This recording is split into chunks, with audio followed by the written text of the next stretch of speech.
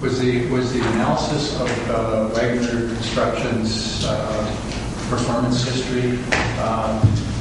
What was the results of that investigation? They came in pretty good. They're, I would say, an average contractor. They've done projects, $11 million, $8 million projects before. I believe they have, if I remember right, 75 employees. So they're a fairly good-sized company. Their financials came in very well. They did, I think, about $35 million worth of project 2 years ago and $25 million last year. And they are fairly profitable. I think their net return was probably about $3 million last year as far as the net profits. Those projects that they completed were the municipalities contacted? Yes. We contacted about a half a dozen, and they were. It pretty much depended on the crew that was out there. Some, you get a full range pretty much. That you'll have to watch them on the restoration, or you'll be perfectly satisfied with the contractor. So it was pretty much dependent on what crew happened to be out there, I think.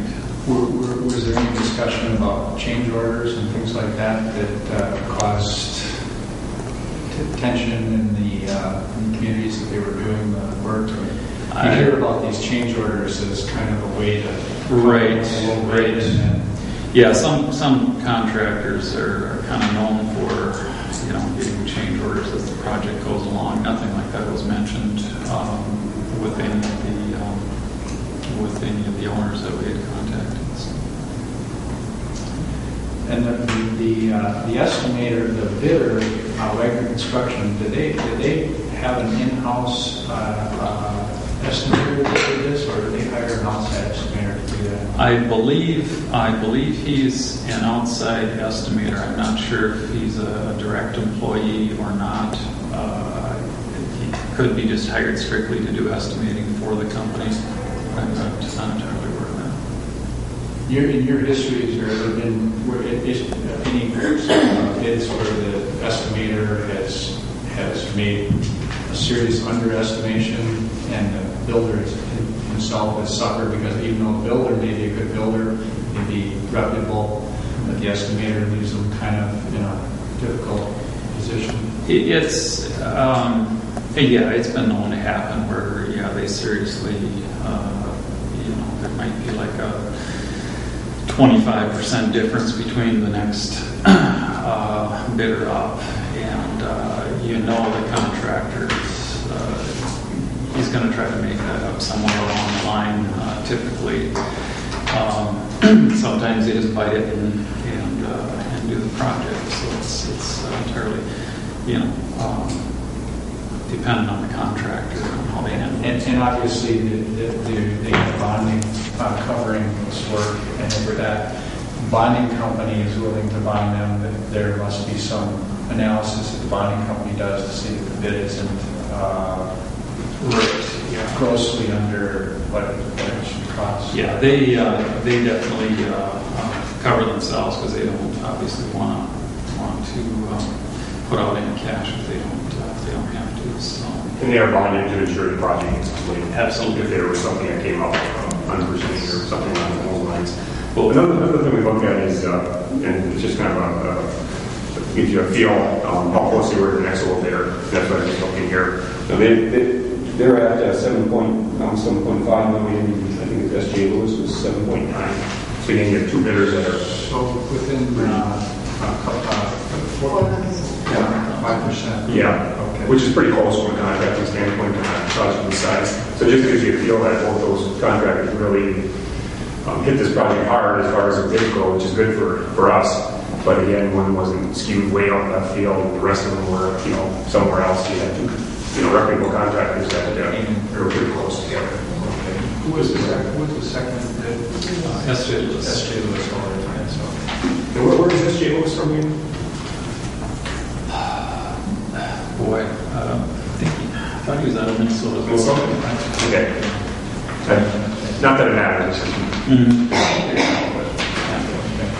And last question that I have, and then I'm sorry to monopolize the other commissioners, but the last question I have is the Wagner Construction, their projects, were they involved in a lot of I know that this particular project involves a lot of blasting and a lot of rock work. Have they had that type of experience that you know?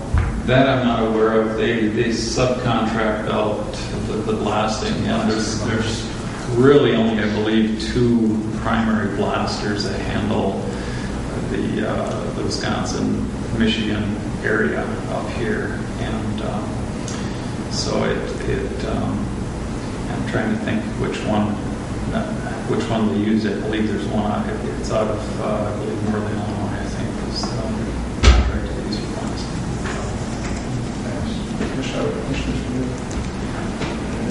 You covered most everything.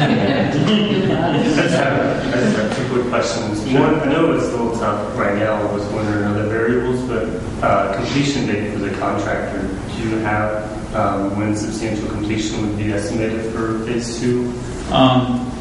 Phase 2 would, it would start sometime as soon as possible, basically in 2011, and then it would run into 2012, probably about depending on when it started, effectively in 2011, but say roughly 3 months or so into 2012. Okay, so potentially the spring or the summer of 2012. Yeah. And then my only other question, and it's probably difficult to answer, but even though Wagner's out of Minnesota, because of the size of the contract, are you pretty confident that there will be a lot of local subs that will be used for the project because of the size, or is this something that they'll be able to handle without the use of local people? No, they, in fact, they submitted a list of subcontractors, which included local and, some as much as an hour and a half away, but that was very local, asphalt and concrete and that sort of thing.